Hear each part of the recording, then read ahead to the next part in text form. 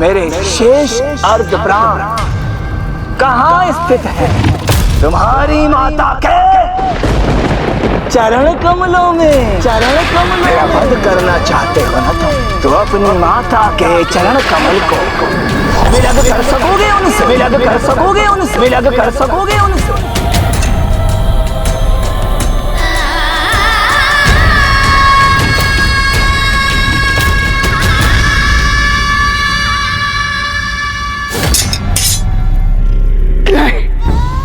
नहीं, मैं ये कदापि नहीं कर सकता, नहीं कर सकता। मेरा हृदय इतना भी कठोर नहीं है, अपनी भावुकताओं को शांत करने का बल नहीं है मुझ। उचित ही कहता है तारकासुर, मैं एक नीरा बालक ही हूँ। देवताओं का नेतृत्व करने की कोई योग्यता नहीं है मुझ। पराजित हो गया हूँ मैं, अयोग्य हूँ। देवताओं को कितना विश्वास था मुझ पर। अब क्या मुंह दिखाऊंगा मैं उन्हें, जब मैं उन्हें निराश कर रहा हूं। कहीं जाकर छिप ही जाता हूं मैं। हाँ, यही उचित होगा।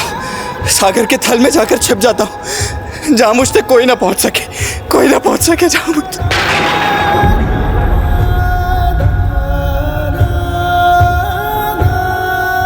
पुत्र, जगत जननी हो, मुझे सब कुछ ज्ञात है, कुछ भी छिपा नहीं है मुझसे। माँ तो अपनी संतान के मुख पर प्रसन्नता देखकर ही आनंदित हो जाती। कहाँ खो गए तुम?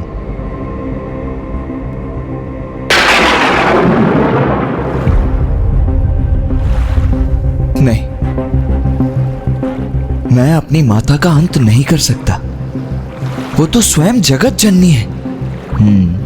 माता जगत जननी को भला कोई आहत कैसे कर सकता है? यह अवश्य पुनः उस दुष्ट की कोई चाल ही है। किंतु उसने तो स्पष्ट कहा था कि मेरी माता के चरण कमल में। तो जगत जननी के अतिरिक्त और मेरी माता कौन हो सकती है? महादेव पुत्र, माता पार्वती पुत्र कार्तिकेय।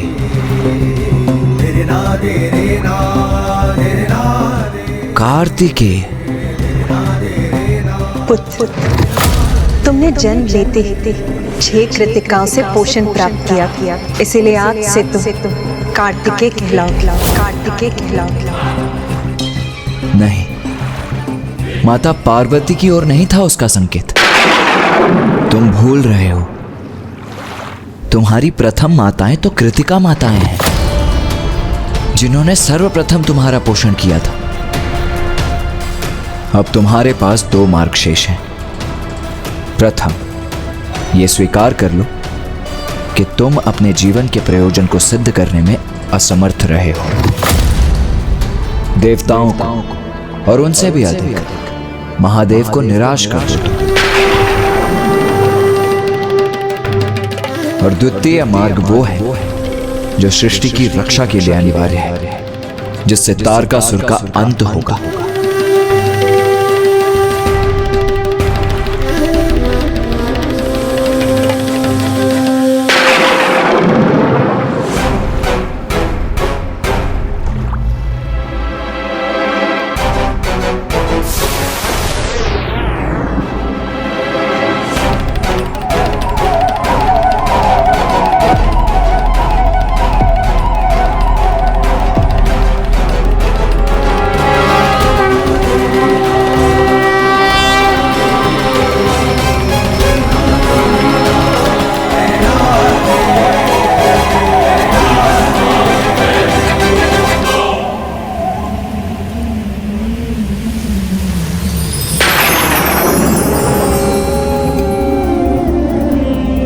माँ,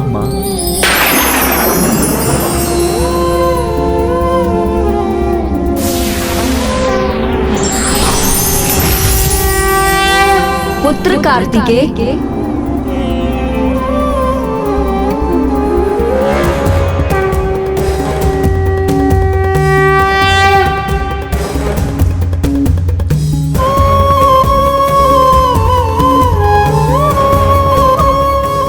प्रणाम माताओं।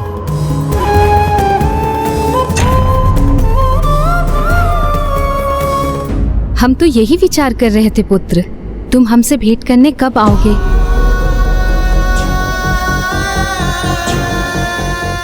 क्या हुआ पुत्र, ऐसे चिंता का भाव क्यों है तुम्हारे मुख पर? उत्तर दो पुत्र, तुम्हें हमारी सौगंध है।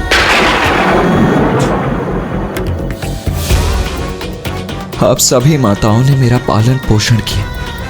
मैंने आपको माता कहकर संबोधित किया।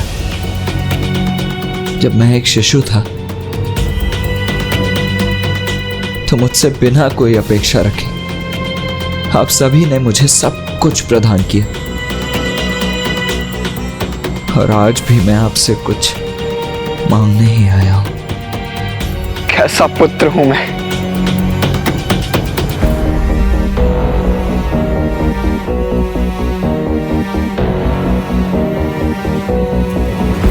बताओ पुत्र, हम तुम्हारी सहायता कैसे कर सकते हैं? मेरे शेष अर्ध प्राण कहाँ स्थित है? तुम्हारी माता के चरण कमलों में। मेरा वध करना चाहते हो ना तुम, तो अपनी माता के चरण कमल को विलग कर सकोगे उनसे? पुत्र, इसमें दुविधा की क्या बात है? हमारे चरण कमल इस संसार की रक्षा से बढ़कर नहीं, इसे विलग कर दो पुत्र, विलग कर दो पुत्र।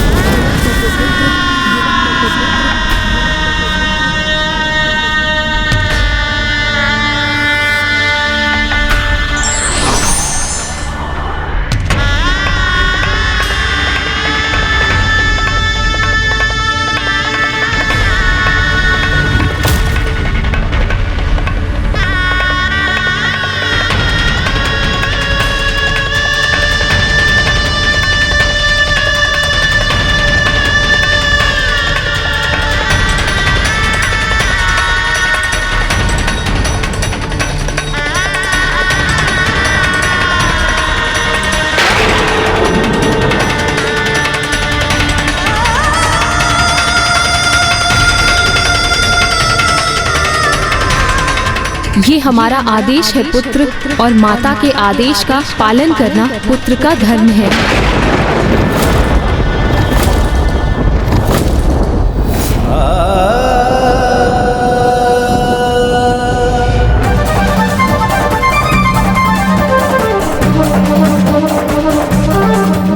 स्वर्ण सरोवर के तट पर आकर मेरे द्वारा अपने अंत के लिए तैयार हो जाओ।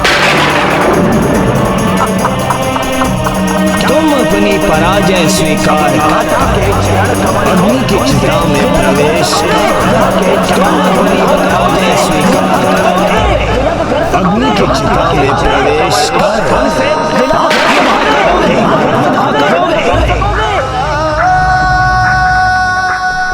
मुझे क्षमा करना माता।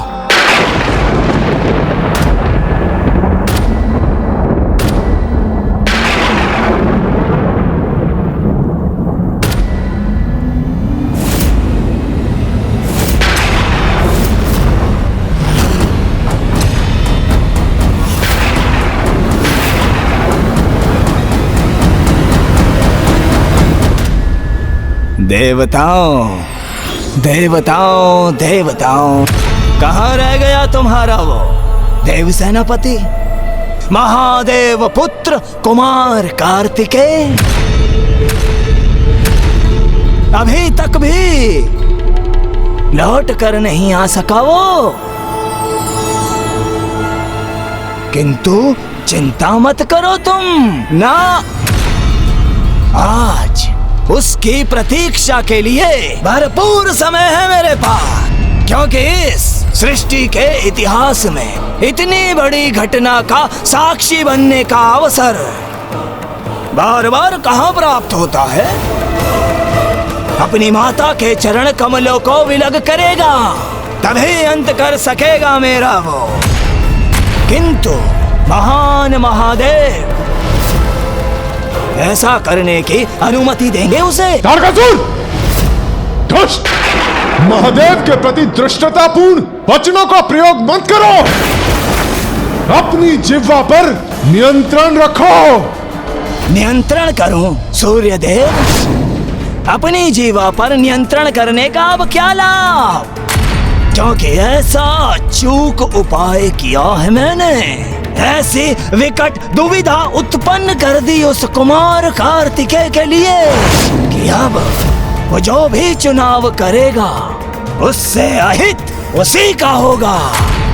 अरे अपनी माता को आघात पहुंचाएगा तो महान महादेव क्रोधित होकर अपना तीसरा नेत्र खोलेंगे और अपनी उस क्रोधाग्नि से अपने ही पुत्र को भस्म करेंगे। और यदि वो महादेव पुत्र भावुकता से विवश होकर मेरे प्राण नष्ट करने में असमर्थ रहा, अंत नहीं कर सका मेरा, तो मैं स्वयं अंत करूंगा उसका। इसलिए दोनों ही अवस्थाओं में एक ही परिणाम निश्चित है, तुम्हारे देव सेनापति का अंत।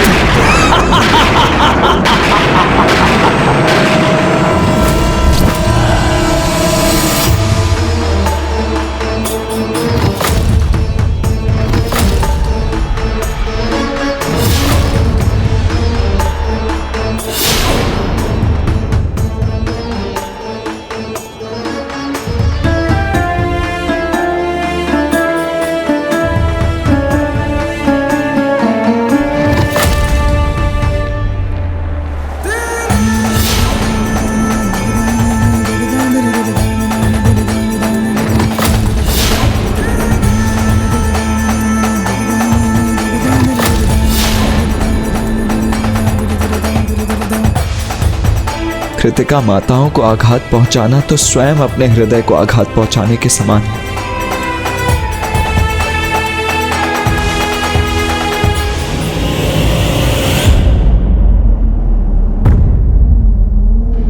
संकोच मत करो, सृष्टि की रक्षा का भार तुम पर है, इसीलिए निसंकोच अपने कर्तव्य का पालन करो। आगे बढ़ो पुत्र, वो करो जो अनिवार्य है।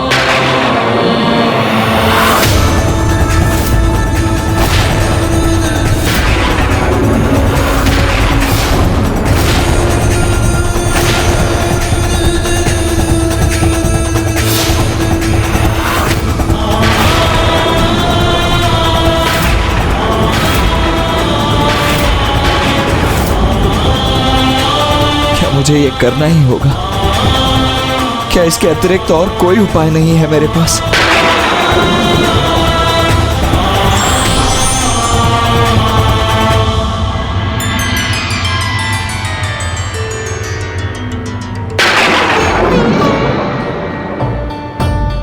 मुझे अपने हृदय को कठोर करना ही होगा।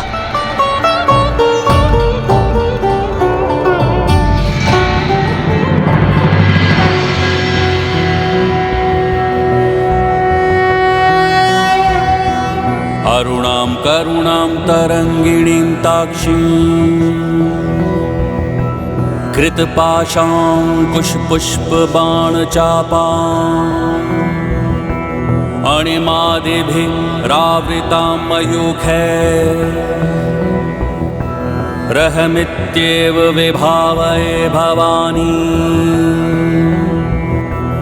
ओम श्रीमाता श्रीमहाराज्ञी श्रीमत् सिंहासनेश्वरी चिदग्निकुंड संभूता देवकार्य समुद्यता नखदीधति संचिन्न नमज्जन तमो गुणापद्वय प्रभाजाल पराकृत सरोरुहा।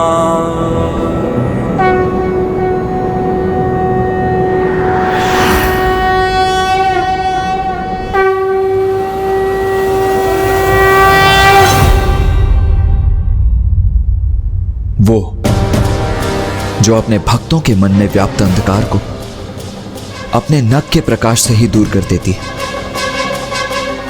वो जिनके दोनों पांव कमल पुष्पों से भी अधिक सुंदर हैं।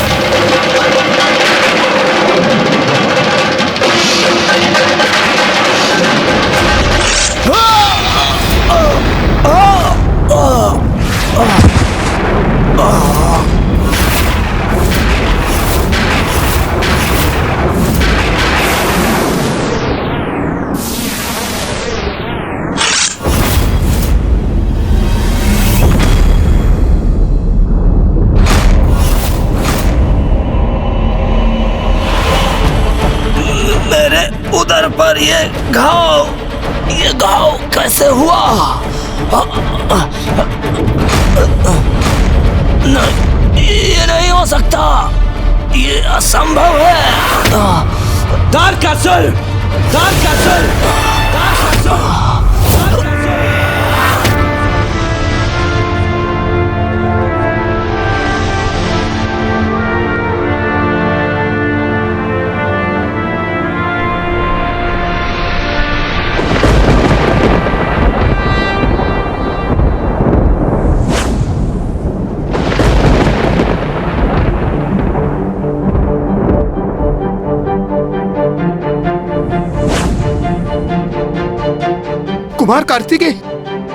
कुमार कार्तिकेय लौट आए।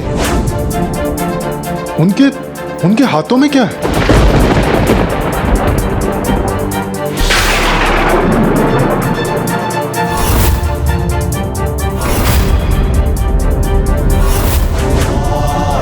नहीं, मेरा रहस्य इसे कैसे ज्ञात हुआ? यह संभव नहीं है। पुत्र कार्तिकेय अपनी समस्त परीक्षाओं में सफल हुआ है। अपने विवेक, व्यक्तित्व और चरित्र की श्रेष्ठता को उसने पुनः प्रमाणित किया।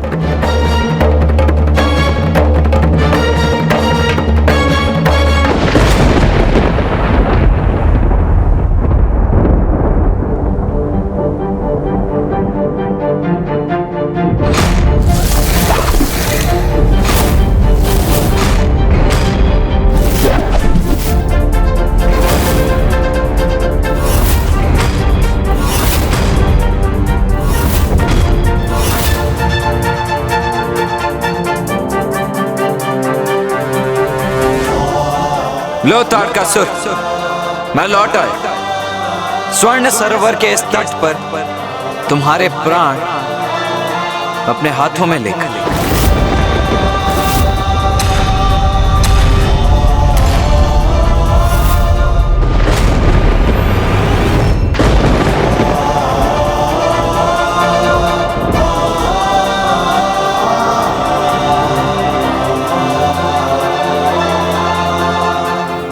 क्या सोचा था तुमने?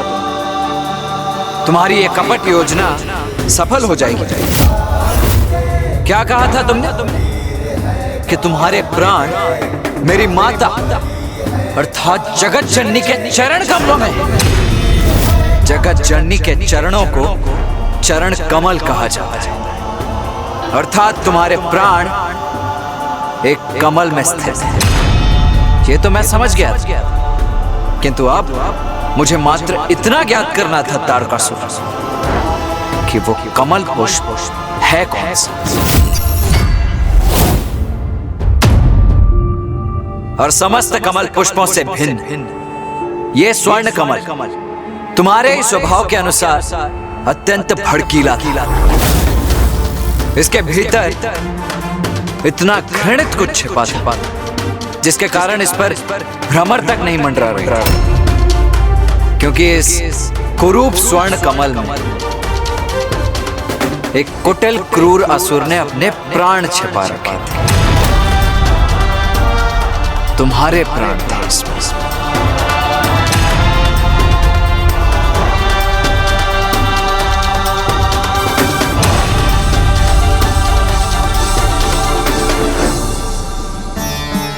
छल, प्रपंच और कुटिलता अधिक समय तक कहाँ स्थायी रहती हैं। दुष्ट तारकासुर की समस्त क्रीड़ा का अंत अब समीप ही था।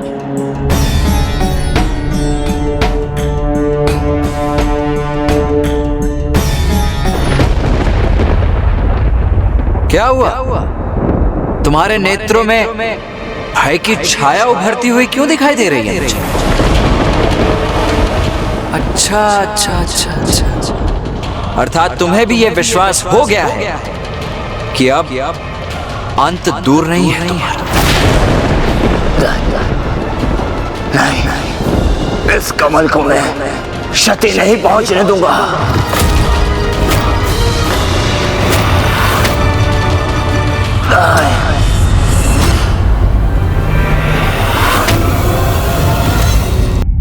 इस प्रकार कुमार कार्तिकेय को वो स्वर्ण कमल प्राप्त हो गया जिसमें तारकासुर के शेष प्राण निहित थे, जिससे अब तारकासुर भाप गया कि उसके प्राण अब सुरक्षित नहीं। क्या हुआ? तुम्हारे नेत्रों में भय की छाया उभरती हुई क्यों दिखाई दे रही है मुझे? अच्छा अच्छा अच्छा अच्छा, अर्थात तुम्हें भी यह विश्वास हो गया है कि अब अंत दूर नहीं है तुम्हारा। नहीं नहीं, इस कमल को मैं क्षति नहीं पहुंचने दूंगा।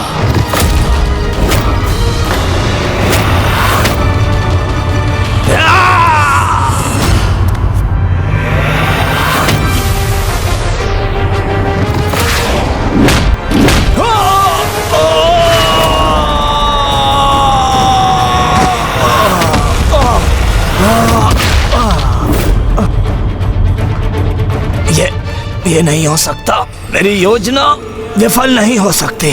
नहीं नहीं, मुझे स्वयं को संयत कर कोई उपाय करना होगा।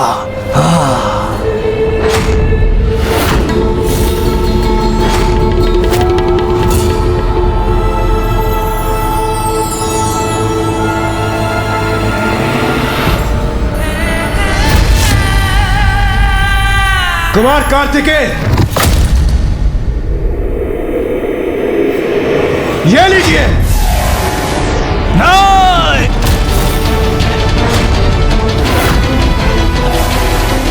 मेरे प्राण स्थित है इस कमल में। इसे देवताओं की क्रीड़ा का कंदूक नहीं बनने दूंगा मैं।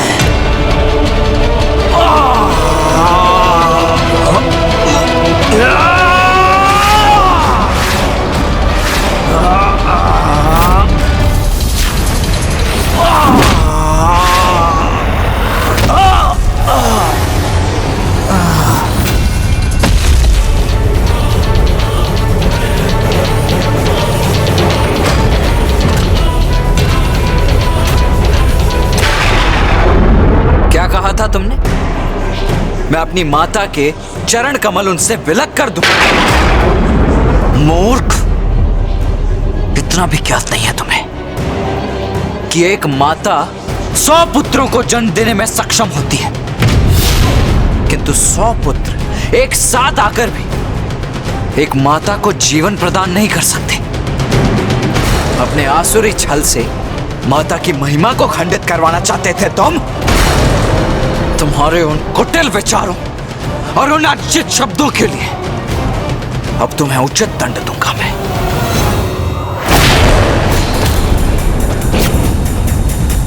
नहीं नहीं नहीं, नहीं,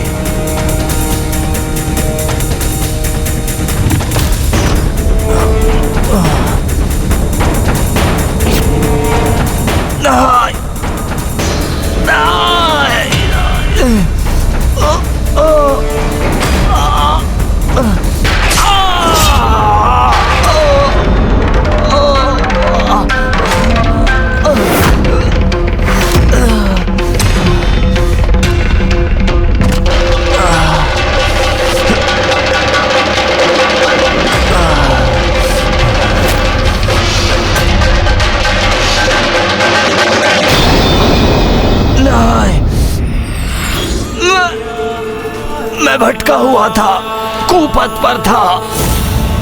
भूलो ही मुझसे, मुझे छोड़ दो। मेरे इस कमल को कुछ मत करो। मेरे प्राण नष्ट मत करो। कुमार कार्तिकेय, छोड़ दो, छोड़ दो।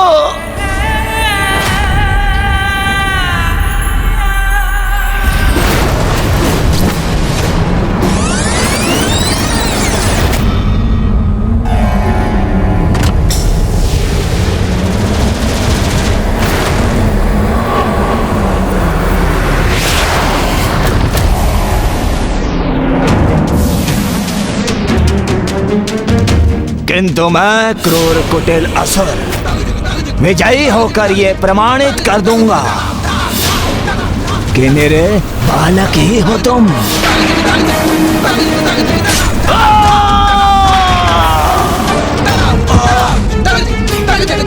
अपनी माता के चरण कमलों को विलग करेगा, तभी अंत कर सकेगा मेरा वो।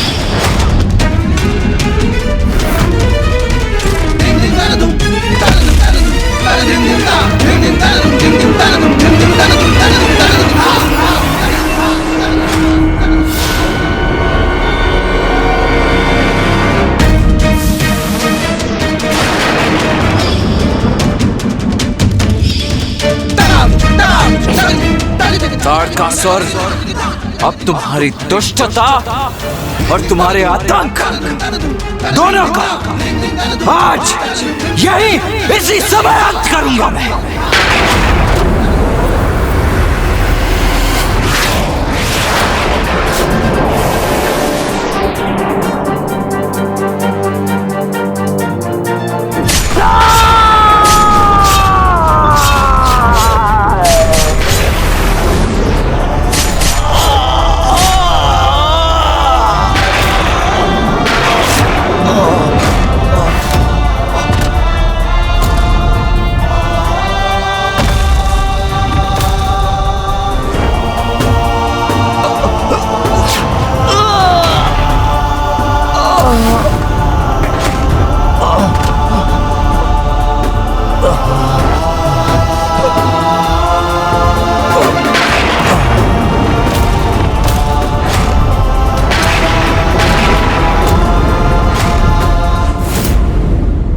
अंततः तारकासुर का अंत हो ही गया।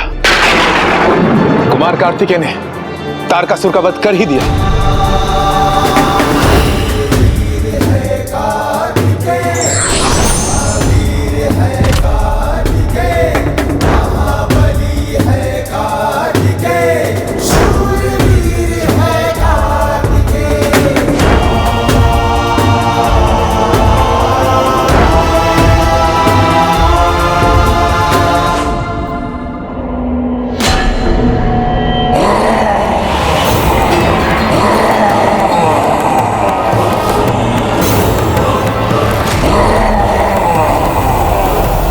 कुमार कार्तिकेय सावधान!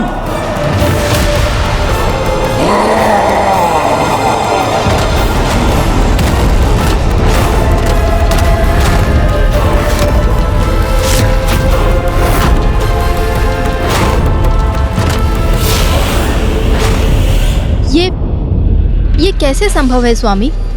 तारकासुर के शेष अर्ध प्राण जिस कमल में स्थित थे उसे तो पुत्र कार्तिकेय ने नष्ट कर दिया।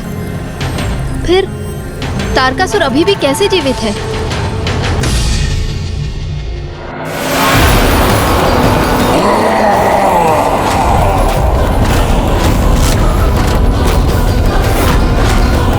माता तारा का वरदान प्राप्त है मुझे, वो वरदान जो जीवित रखेगा मुझे।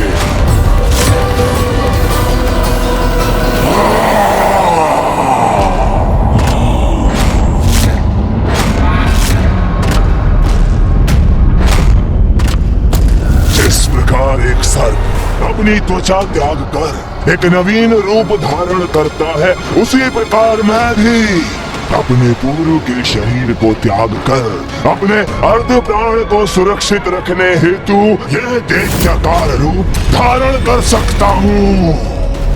इसलिए तुम मुझे कितनी भी क्षति पहुंचा लो कुमार कार्तिकेय, किंतु मैं बार बार नवीन रूप धारण कर पुनः उठ खड़ा होऊंगा।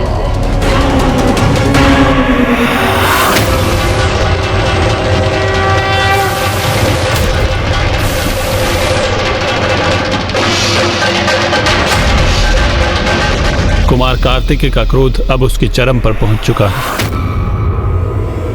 तुम तो मात्र एक सर्प के समान अपना रूप ही परिवर्तित कर सकते हो ना तारकासुर, किंतु मैं तुम्हें उस सर्प रूपी शक्ति का परिचय दूंगा जो मेरे भीतर समाहित है।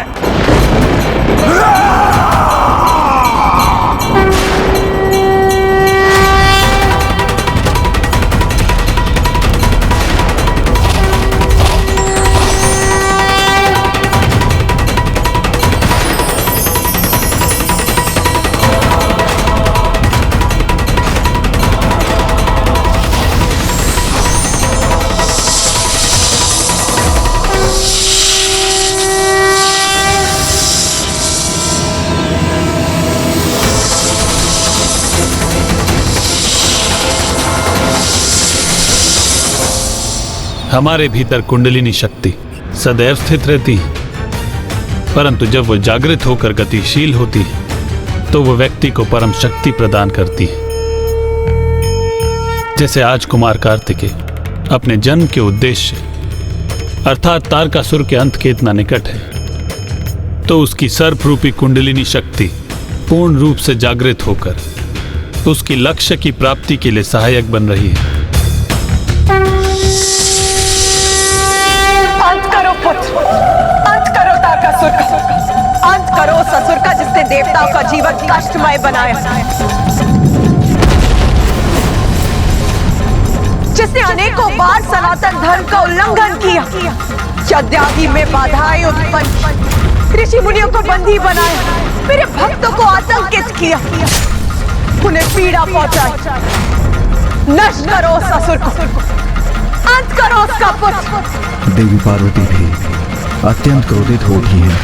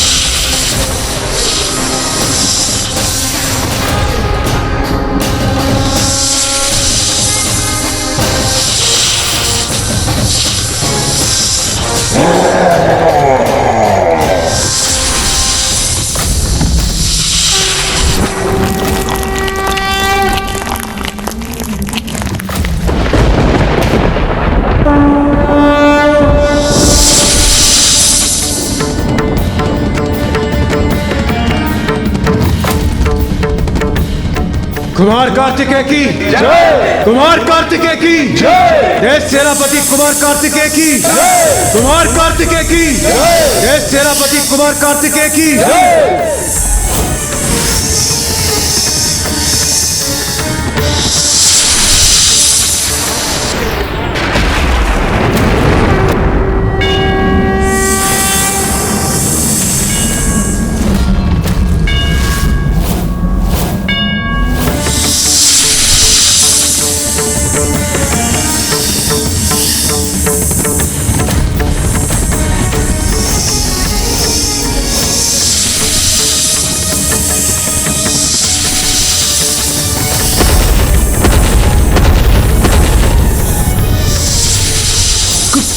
कुमार कार्तिकेय, हम असुर नहीं हैं, हम देवता हैं। हमें पहचानिए कुमार कार्तिकेय, हमें पहचानिए।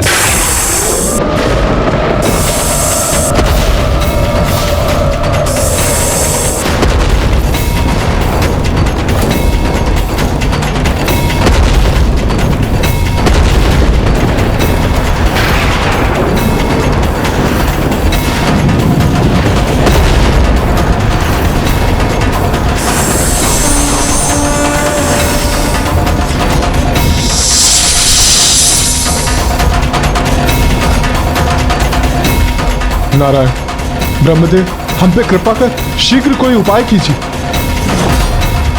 क्योंकि सर्प रूप धारण करने के उपरांत कुमार कार्तिकेय अपने वास्तविक रूप में लौट ही नहीं रहे और उनकी उग्रता में निरंतर वृद्धि होती जा रही है।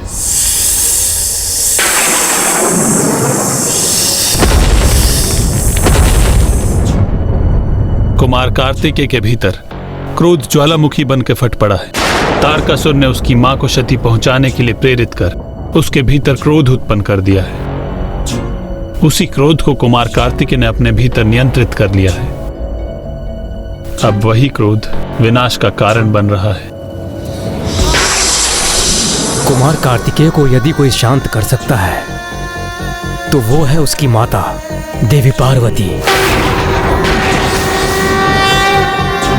हम सबको करबद्ध होकर माता स्कंद की प्रार्थना करनी चाहिए।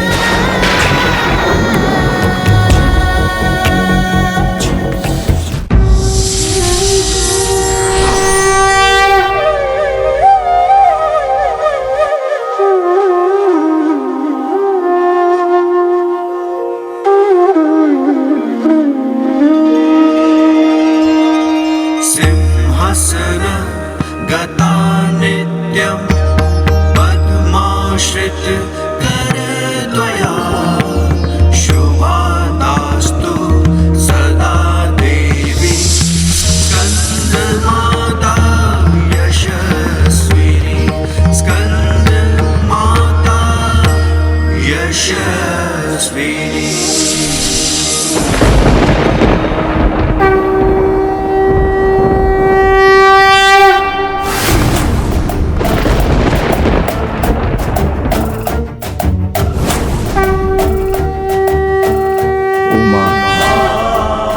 तुम्हारे पुत्र कार्तिकेय ने तारकासुर का वध कर उसके आतंक को मिटा दिया। उमा, अब पुत्र कार्तिकेय के उग्र रूप को शांत करो।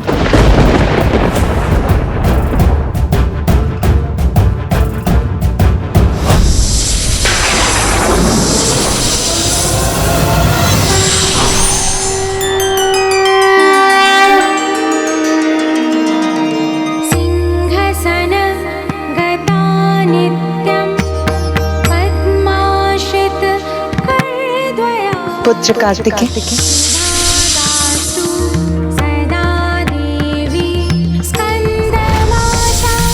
शांत हो जाओ पुत्र।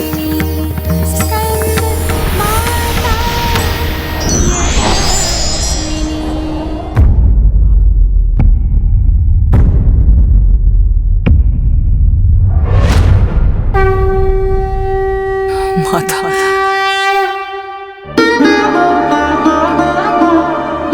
मुझे क्षमा कर दीजिए मां। मैं क्रोध के आवेश में बह गया था। मैं स्वयं पर नियंत्रण खो बैठा मां। मुझे क्षमा कर दीजिए। पुत्र, ये यात्रा तुम्हारे लिए अनेकों चुनौतियों से भरी रही। महादेव पुत्र हो तुम, किंतु फिर भी तुम्हें इस परीक्षा के माध्यम से देवताओं के समक्ष ही नहीं, अपनी दृष्टि में भी स्वयं को प्रमाणित करना पड़ा। और अब तारकासुर का वध करके तुम इस परीक्षा में सफल हुए।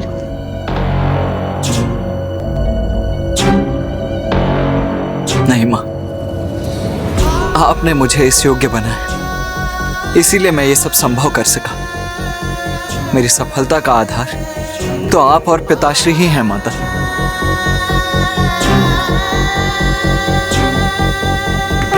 आयुष्मान भव पुत्र। कुमार कार्तिकेय की जय, कुमार कार्तिकेय की जय, कुमार कार्तिकेय की जय, कुमार कार्तिकेय की जय, देव सेनापति कुमार कार्तिकेय की जय, कुमार कार्तिकेय की जय, कुमार कार्तिकेय की जय। कुमार कार्तिकेय तो परम ब्रह्म है, इसलिए वो इच्छानुसार कोई भी रूप धारण करने में समर्थ हैं। तो सर्प रूप धारण कर उन्होंने तारकासुर का वध किया और उसे दंडित किया, और संसार को तारकासुर के आतंक से मुक्त कराने में स्कंद माता के मार्गदर्शन ने उन्हें और भी बल और सामर्थ्य प्रदान किया। ब्राह्मण देवता, मेरी एक और उत्सुकता शांत करने की कृपा कीजिए। जब कुमार कार्तिकेय कृतिका देवियों की ओर बढ़ रहे थे, तो वो कौन सी देवी थी जिन्होंने कुमार कार्तिकेय को दर्शन दिए, जिनके दर्शन पाकर कुमार कार्तिकेय तारकासुर की चाल समझ सके?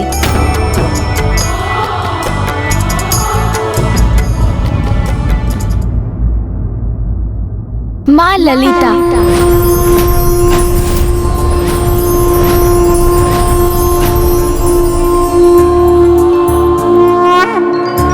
माँ आदि शक्ति की परम स्वरूप। माता ललिता महाविद्या माताओं में सबसे अग्रणी हैं और माता आदि शक्ति के सर्वोच्च पक्ष उनमें समाहित हैं। इसलिए भविष्य में उचित समय आने पर उनका संसार में आविर्भाव होगा। अब हम पंचम चक्र विशुद्ध चक्र पर अपना ध्यान केंद्रित कर स्कंद माता की अर्चना करेंगे। इस चक्र के जागृत होने से क्या होता है गुणेश जी? जब हमारा विशुद्ध चक्र बाधित होता है, तब हमें अपना मत श्रेष्ठ प्रतीत होता है और हम दूसरे के विचारों को सदा असत्य मानकर उन्हें नकार देते हैं। किंतु हमारे विशुद्ध चक्र के खुलने पर हम उचित समय पे उचित प्रकार से मत प्रकट करने के साथ दूसरे के विचारों को श्रवण कर उन्हें स्वीकार कर उसके दृष्टिकोण को समझने में भी समर्थ हो जाते हैं। तो आइए अब ध्यान आरंभ करते हैं।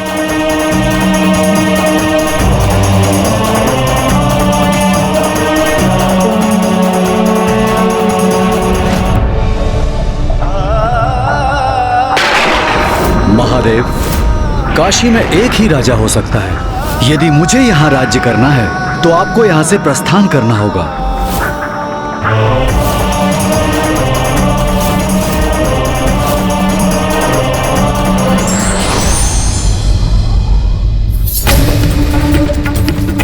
मैं महादेव से प्रश्न पर प्रश्न पूछता गया और उन्होंने निष्ठा और सत्यता से मेरे सभी प्रश्नों के उत्तर दिए, किंतु मैंने एक बार भी ये ज्ञात करने का प्रयास नहीं किया कि उनके मन में क्या है। किंतु ऐसा क्यों किया मैंने? क्या ये सब कर कदाचित मैंने कोई बहुत बड़ी भूल की है?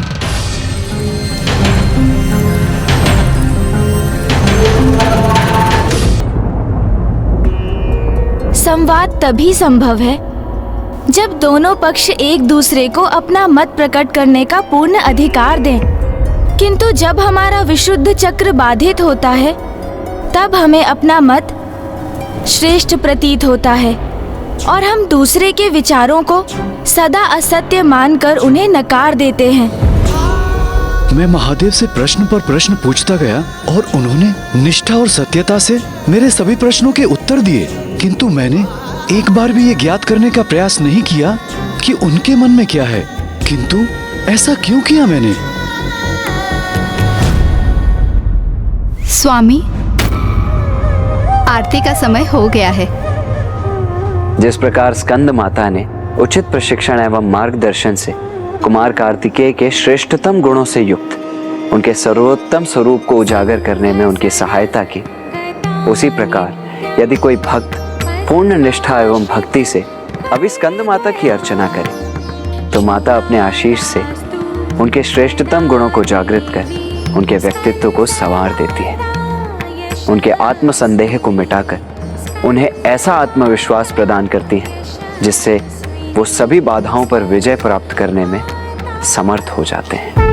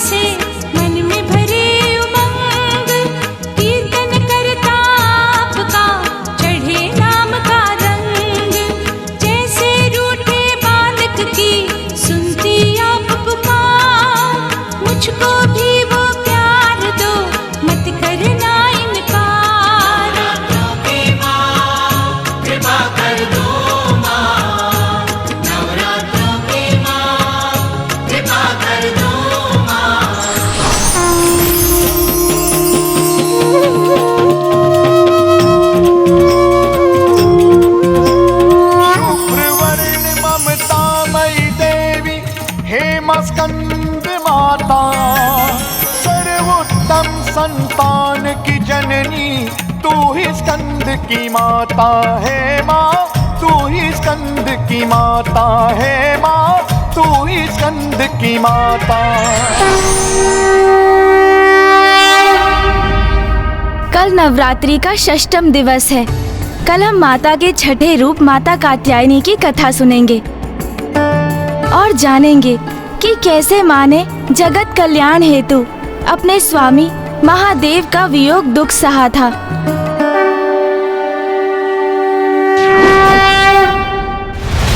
स्वामी कब लौटेंगे आप? यहाँ मेरे निकट आके मुझे अपने दर्शन कब देंगे आप?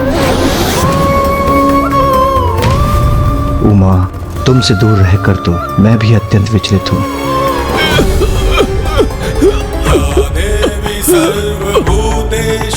महादेव, महादेव, दर्शन दीजिए महादेव, दर्शन दीजिए महादेव।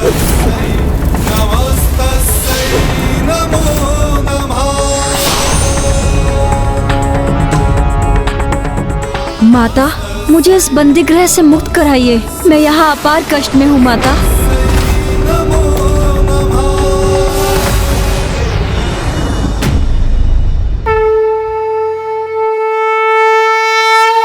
माता, स्कंद माता की महाकथा में आपको अब तक ज्ञात हुआ कि किस प्रकार कुमार कार्तिकेय का जन्म हुआ और किस प्रकार माँ आदि शक्ति ने उन्हें प्रशिक्षित कर उन्हें सबल बनाया।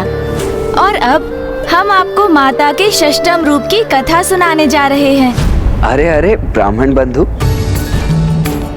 आप माता से संबंधित एक अत्यंत महत्वपूर्ण प्रसंग का उल्लेख किए बिना ही कथा को आगे बढ़ा रहे हैं। अभी स्कंद माता की कथा संपन्न कहाँ हुई? इन घटनाओं के उपरांत उनके जीवन में जो संकट उत्पन्न हुए उन्हें कैसे भूल गए आप? संकट? कैसा संकट?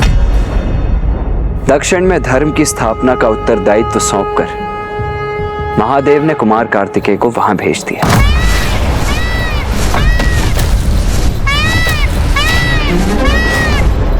जिसके उपरांत पुत्र वियोग उन्हें सताने लगा और मैं पूर्ण विश्वास से कह सकता हूं कि अपने श्रेष्ठ एवं सर्वाधिक प्रिय पुत्र के वियोग की पीड़ा को मिटाने के लिए ही उन्होंने गणेश जी को उत्पन्न करने का निर्णय लिया। अर्थात गणेश जी का जन्म हुआ। तो ब्राह्मण बंधु ये बताइए, तो ये संकट कैसे हुआ? अरे आपको ज्ञात नहीं ब्राह्मण बंधु? गणेश जी तो कुमार कार्तिकेय के विपरीत बहुत ही नटखट थे, नटखट भी और उद्दंड भी। जहाँ कुमार कार्तिकेय मेधावी थे, बुद्धिमान थे और धैर्यवान थे, वहीं गणेश जी इतने उद्दंड थे कि उन्हें तो समझाना ही अत्यंत कठिन होता था। किंतु वो माता के दुलारे भी थे। उनके लिए माता की आज्ञा शिरोप्रिय थी।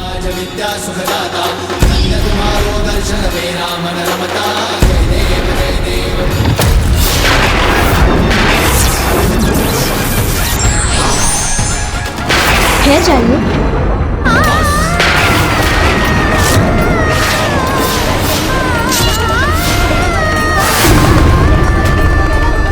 गज का मुख लगने के पश्चात गणेश जी का रूप पूर्ण हुआ।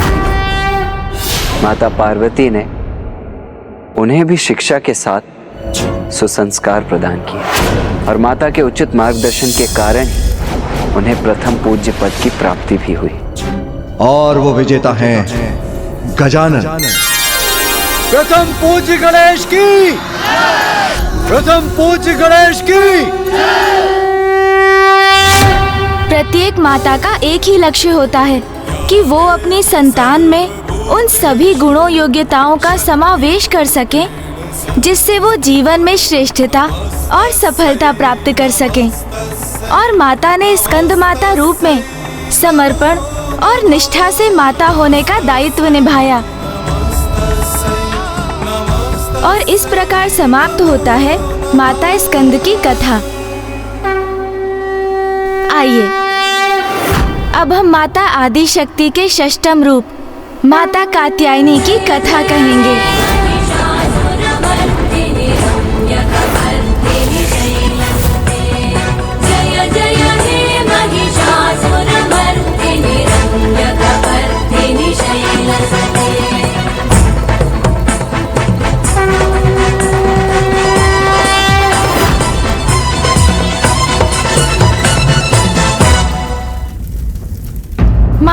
पार्वती ने एक कुशल गृहिणी के समान कैलाश में महादेव की गृहस्थी को संजोया, किंतु वो अपनी आंतरिक शक्तियों के बल पर ही ऐसा करने में सफल हो सकी। किंतु स्त्री शक्ति उसके गृह की सीमाओं से नहीं बंधी होती है। समय आने पर अपने गृह और परिवार के साथ साथ महान त्याग कर, यहाँ तक कि अपने पति और संतानों से दूर रहने का कष्ट सहकर भी संसार के संकट और दुख हरने के लिए तत्पर रहती हैं। सत्य है ब्राह्मण देवता, स्त्री के त्याग और बलिदान की कोई सीमा नहीं है।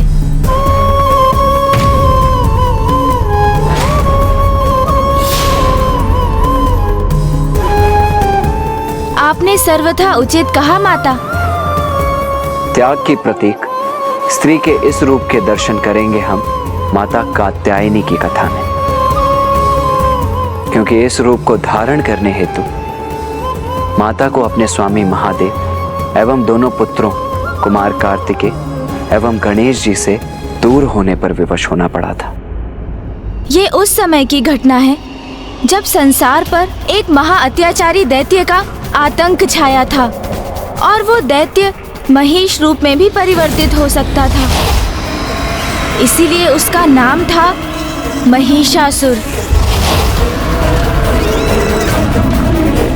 महिषासुर ने कठोर तप कर ब्रह्मदेव से वरदान प्राप्त किया कि उसका वध मात्र और मात्र कोई स्त्री ही कर सके, क्योंकि वो स्त्रियों को दुर्बल और हीन मानता था और उसे विश्वास था कि ये वरदान पाकर वो अमर हो गया है और उसके अनुसार कोई भी स्त्री उसका वध करने में सक्षम नहीं होगी।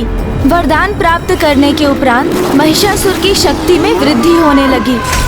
उसने देवताओं को पराजित किया, त्रिलोक पर अपनी विजय प्राप्त की और संसार में महिषासुर का आतंक छा गया।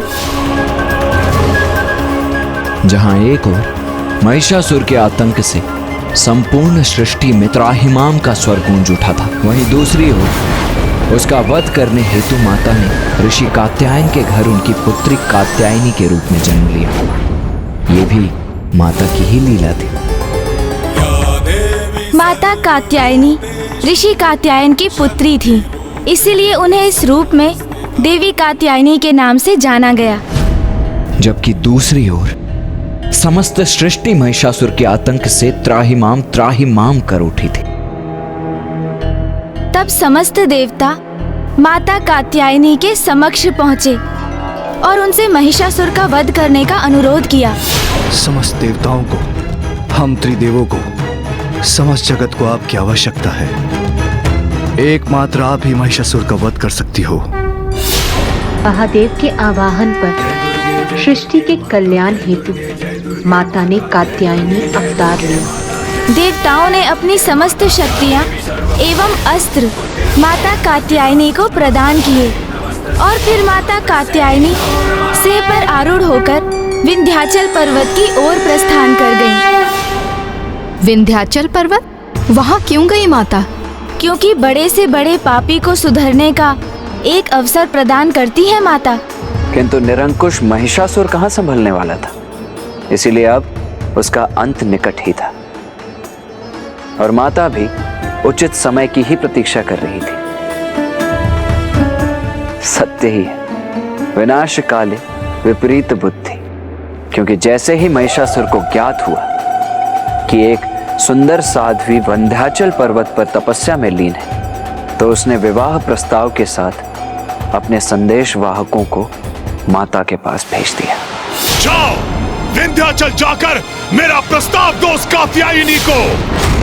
कहो उससे कि सर्वशक्तिमान महिषासुर उससे विवाह करना चाहते हैं। जाओ और जाकर अपने महाराज को मेरा संदेश दो कि यदि उन्हें मेरा वरण करना है तो उन्हें मुझसे युद्ध कर मुझे परास्त करना होगा। माता की चुनौती सुन महिषासुर का पुरुष होने का दंभ आहत हुआ और वो मूर्ख उनसे युद्ध करने चला गया।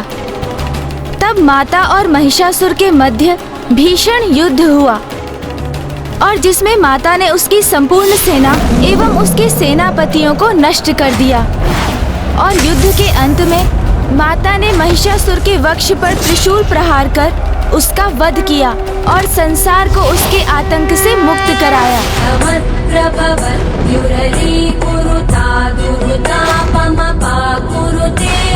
जय जय हे महिषासुरमर्दिनि रम्यकपर्दिनि शैलसुते। जय जय हे महिषासुरमर्दिनि रम्यकपर्दिनि शैलसुते।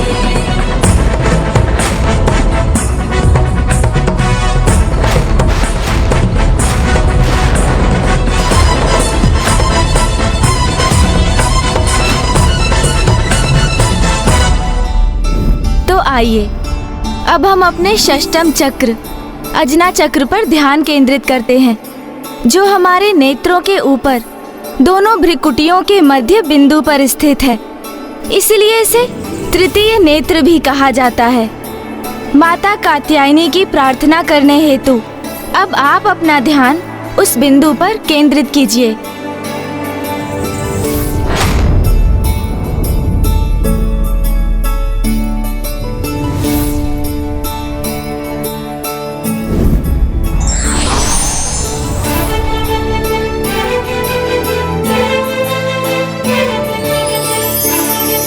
अब मेरा स्वयं से साक्षात्कार हो रहा है।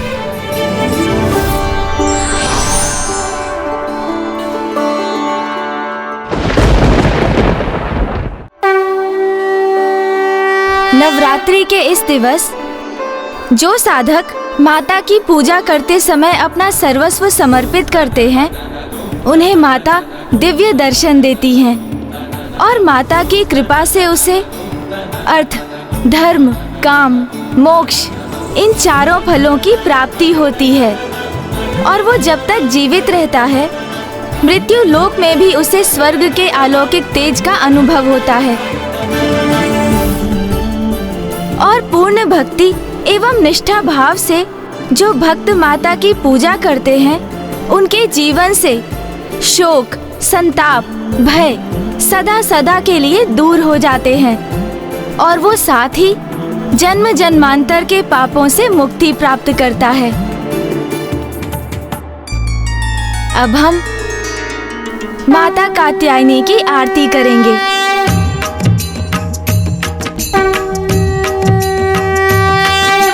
नवरात्रि का छठा है ये माँ कात्यायनी रूप, कलयुग में शक्ति बनी दुर्गा मोक्ष स्वरूप। कात्यायन ऋषि पे किया माँ ऐसा उपकार, पुत्री बनकर आ गई शक्ति अनोखी धार। देवों की रक्षा करी लिया तभी अवतार, ब्रजमंडल में हो रही आपकी जय जयकार।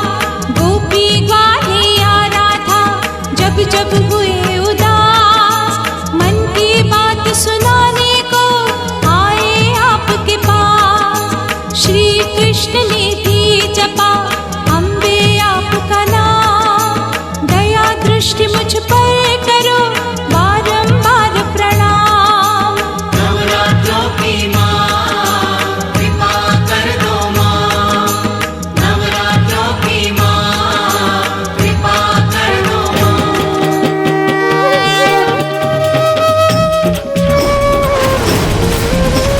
शक्ति रूप महिषासुरमर्दिनि हे माँ कात्यायनी।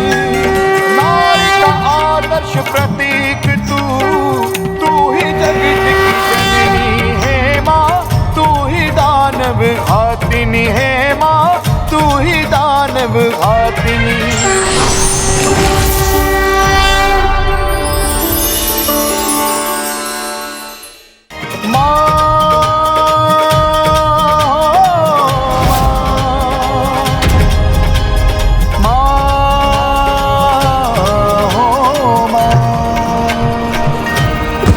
अग्निदेव संभालिए अपने आप को।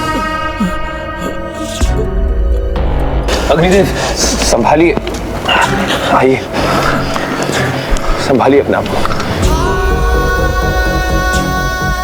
ब्रह्मदेव, नारायण, हम सभी देवता दुर्बल हो गए। कृपा कुछ कीजिए प्रभु, कुछ कीजिए। ये तो बहुत दुख की बात है कि यहाँ आप देवताओं की ऐसी दुर्दशा हो रही है और वहाँ वेद माता भी अपार कष्ट में है।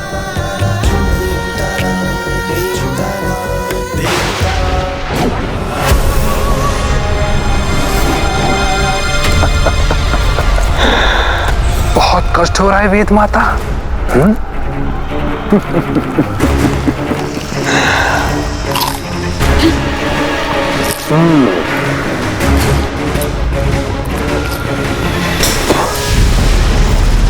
बहुत दुर्बल हो गई तुम वेद माता। बड़े दुख की बात है। मुझे यहाँ से मुक्त करो दुर्गमासुर। मुझे यहाँ से प्रस्थान करने दो। वेद माता, तुम्हें मुक्त करूंगा तो संसार में ज्ञान का प्रसार होना पुनः आरंभ हो जाएगा। मनुष्य सदाचारी हो जाएंगे, ईश्वर की पूजा यज्ञ आदि में लीन हो जाएंगे।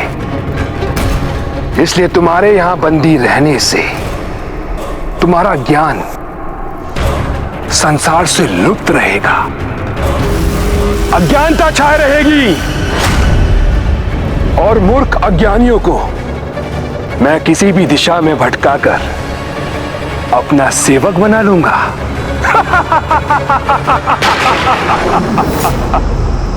और फिर सभी मुझे दुर्गमासुर को, उस परम शक्तिशाली असुर को अपना ईश्वर मानने के लिए विवश हो जाएंगे।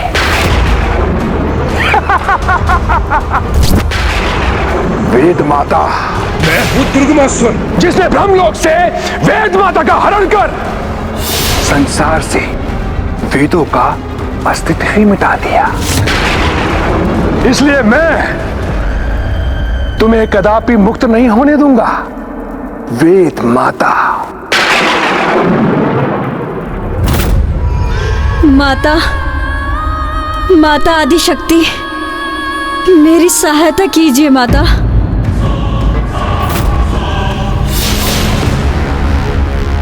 वेद माता, जितनी प्रार्थना करनी है कर लो, किंतु कोई भी माता तुम्हें यहां मुक्त कराने नहीं आ सकती। अब सिर्फ संसार में मेरी पूजा होगी, दुर्गमासुर की। मैं संसार में इतना आतंक फैलाऊंगा, इतना आतंक फैलाऊंगा कि संसार में सभी मेरे नाम का उच्चारण करने के लिए विवश हो जाएंगे।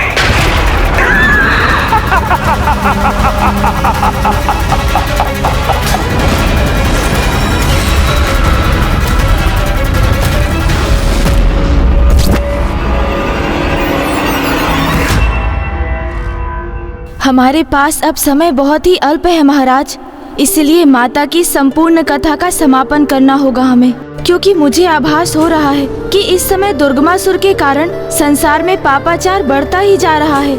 यदि शीघ्र ही माता पिता का मिलन ना हो पाया तो उनकी अनुपस्थिति में दुर्गमासुर संसार का अहित पर अहित करता चला जाएगा। इसलिए दुर्गमासुर का वध करने के लिए माता पिता का मिलन होना अति आवश्यक है।